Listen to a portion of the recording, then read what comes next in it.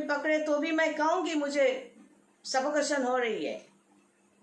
मुझे इस तरह का मैं मास्क जो है 2-4 बार पहनने के बाद मैंने डिसाइड किया मैं ऐसा नहीं कर सकती। मुझे तकलीफ हो रही है कार्बन डाइऑक्साइड इनहेरिट करने से।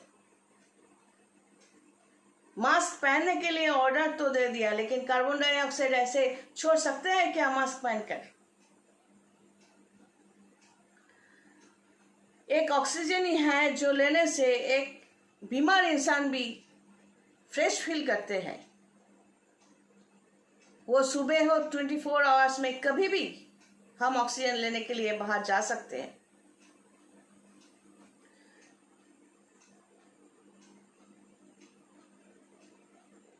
हमारे देश में जो लोग हैं ना, वो उतना हेल्थ कॉन्शियस नहीं है।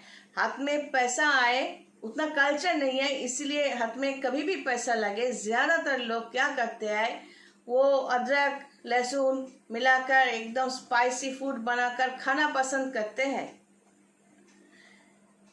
वो हफ्ते में 1 दिन 2 दिन 3 दिन खाया जा सकता है, लेकिन बाकी के दिन जो है वो सब्जी मिलाकर बॉइल्ड फूड खाने की आदत कई लोगों को नहीं है, और ये वजह है शरीर में मिनरल्स कम होने की। एक शरीर को फिट रखने के लिए मिनरल्स चाहिए जो इम्यूनिटी पावर को ठीक ठाक रख सकता है। किसी ने कहा कि इम्यूनिटी पावर, एक डॉक्टर ने उनको कहा कि इम्यूनिटी पावर जो है वो इंक्रीज नहीं किया जा सकता, बढ़ाया नहीं जा सकता। ये सही है। एक कंटेनर, आपका शरीर अगर इस तरह है तो आप उस कप के अंदर जितना पानी हो सकता है हम रख सकते हैं, उतना ही पानी रखने की उसकी ताकत है। और एक बाल्टी है तो उसमें ज्यादा पानी, मतलब एक एक बॉडी एक एक कंटेनर है, उसका इम्यूनिटी पावर अलग अलग है। एक एक बॉडी का इम्यूनिटी पावर अलग अलग है। लेकिन जब बुखार है, किसी को बुखार हुआ है तो क्या करते हैं, उसको एंटीबायोटिक देने के साथ साथ विटामिन सी दिया जाता है। स्किन डिजीज होता है या ऐसा कुछ होता है तो जिंक वगैरह ऐसा कई विटामिन दिए जाते हैं। मतलब डॉक्टर समझते हैं इसको ये विटामिन कम होने की वजह से ये बीमारी अटैक किया है, इसलिए एंटीबायोटिक के साथ साथ ये विटामिन भी दिया जाएगा। ये डॉक्टर्स का काम है, और विटामिन वो इसलिए ऐसे देते हैं। मतलब जो इम्यूनिटी पावर का डेफिशिएंसी, मतलब घाटा हुआ है, उसको ठीक करने के लिए देते हैं। एक कंटेनर का इम्यूनिटी पावर इतना है तो इतना ही दिया जाएगा, इससे ज्यादा उसका इम्यूनिटी पावर हो नहीं सकता। अब कंटेनर को मतलब बॉडी को ठीक ठाक रखने के लिए या इम्यूनिटी पावर स्ट्रॉन्ग करने के लिए, बढ़ाने के लिए खुद को भी रेगुलर बेसिस पर एक सिस्टम में लाना चाहिए, वो अलग इशू है।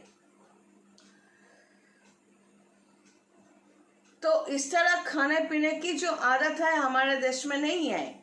सुबह उठकर पेट साफ करना या शरीर को ठीक रखना या मेडिटेशन करना या पूजा भी एक सिस्टम है मेडिटेशन की, ऐसा करना, घर को साफ सुथरा रखना, पूरा नहाना, ये सब आदत कई लोगों की नहीं है। खुद को साफ सुथरा रखने की भी जरूरत होती है। हमेशा डेटॉल साबुन से नहीं, सिर्फ पानी से भी खुद को साफ किया जा सकता है। तो ये जो संस्कार है, पहले दिनों में जो ये संस्कार था, इसलिए इतने बीमारी तब फेस नहीं किया किसी ने। जब जब ये हम लोग आगे बढ़ रहे हैं, हम लोग क्या कर रहे हैं, स्पाइसी फूड, जो फूड फालतू है वो ज्यादा खा रहे हैं, पी रहे हैं। सिस्टम में हम लोग नहीं चलते, और यही वजह है कि हम लोगों का जो इम्यूनिटी पावर वो कम होते जा रहा है। और एक बात कि आप लोगों के ये रिक्वेस्ट है आप लोगों के सामने कि इंसान को इंसान के लिए, खुद के लिए जो जैसा चाहे उनको ऐसा जीने दीजिए। काम धंधा कई लोगों की नहीं है, उठाकर आप लोग भर्ती कर रहे हो। सिम्टम क्या है पता नहीं, आज ये कह रहे हैं कल वो कह रहे हैं। ये तो पहले ही समझ जाना चाहिए था कि एक वायरस बैक्टीरिया इतना बीमारी पैदा नहीं कर सकता। ये एंजाइम के दौर पर शायद काम कर रहा है, शायद। मैं साइंटिस्ट नहीं हूँ, डॉक्टर्स भी नहीं हूँ, लेकिन मेरे भेजे में जो है थोड़ी सी छोटी सी दिमाग से मैं सोच रही हूँ, कह रही हूँ कि शायद ऐसा हो रहा है।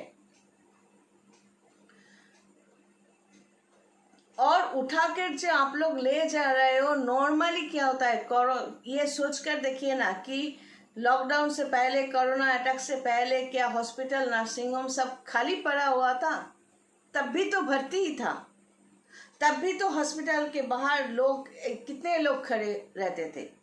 मतलब बीमारी तब भी था, लोग फेस कर रहे थे। जो भी बीमारी होता है तो तब डॉक्टर्स या नर्स का तब का रेपुटेशन क्या इतना अच्छा था कि उतना, इतने लोगों को रेपुटेशन अच्छा होने की भी जरूरत नहीं है कि इतने मरीज, इतने पेशेंट्स और इतने कम डॉक्टर, तो कैसे संभालेंगे? नॉर्मली बिहेवियर खराब हो भी सकता है। तो कुछ भी हो, तब भी तो लोग फेस कर रहे थे बीमारी को। और ये जो इतना ये ऐसे कह रहे हैं कि सामने आने से, आमने सामने बात करने से ये संक्रमण हो सकता है, मतलब एक से दूसरा जो बीमार पड़ सकते हैं। तो क्या सचमुच अगर ऐसा ही होता तो अब तक कई लोग मरे गए होते, सब मरे गए होते। ये हमारे देश में संस्कार के दौर पर, कल्चर के दौर पर क्या चाहिए? ये जो अदरक, लहसुन, नींबू, ये सब जो खाने की आदत, ये रॉ कितने लोग खाते हैं? सब खाने में मिलाकर खाते हैं। लोगों को हमारे देश में टेस्ट ज्यादा पसंद है, पहले क्वालिटी बाद में समझते हैं। तो यही वजह है।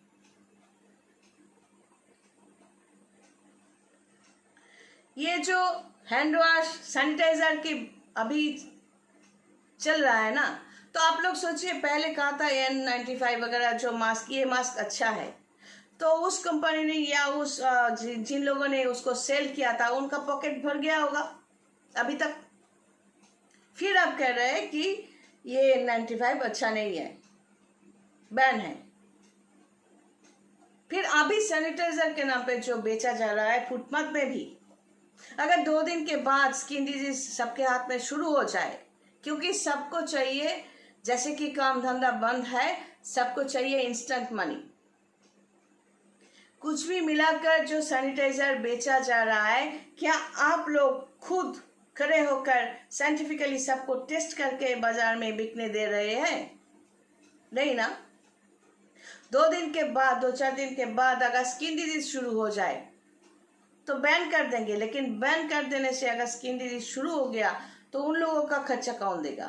या वो जो प्रॉब्लम होगा फेस करेंगे वो लोग, तो तब क्या करेंगे? इससे अच्छा है कि अल्कोहल से सब हाथ धोना शुरू कर दे।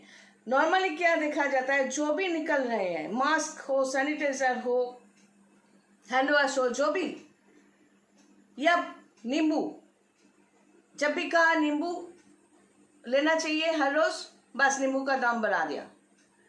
तो ये पब्लिक के लिए है कि जब भी देखिएगा कि किसी का दाम बढ़ा दिया, बस बैन कर दीजिए। सैनिटाइजर या जो भी हो हाथ धोने के लिए तो अल्कोहल इस्तेमाल कीजिए या साबुन पानी मिलाकर उससे हाथ धो लीजिए, तो ये लोग ठीक होंगे। सब कुछ जो भी बीमारी हो रहे हैं तो सब कुछ कोरोना की वजह से। अब ये टेस्टिंग के नाम पर जो लेकर जा रहे हैं आप लोग, ये भी तो हो सकता है ये टेस्ट कर रहा है या कर रही है और यहाँ पर मरीज है, मरीज के नाम पर लिया गया टेस्ट करवाने के लिए। 2 दिन के बाद देखा गया कि ये इंसान मरे गए कोरोना की वजह से, तो उससे संक्रमित होकर ये इंसान तो वापस घर में तो कोरोना लेकर ही आएंगे ना, आप लोगों के मुताबिक। ये टेस्टिंग किस बात की टेस्टिंग? कौन से बीमारी को देखकर आप लोग कह रहे हो कि इसका कोरोना हुआ है? कौन सी बीमारी, कौन सा सिम्टम कौन सी है? कि बुखार है या खांसी है या चेस्ट पेन है, पेट का प्रॉब्लम है, सब है क्या? किसी का कोई चेस्ट पेन का या लंग्स का या प्रेशर का दवाई ले रहा है 8-9 साल से, अगर वो मर जाए तो वो भी कोरोना पेशेंट हो गया।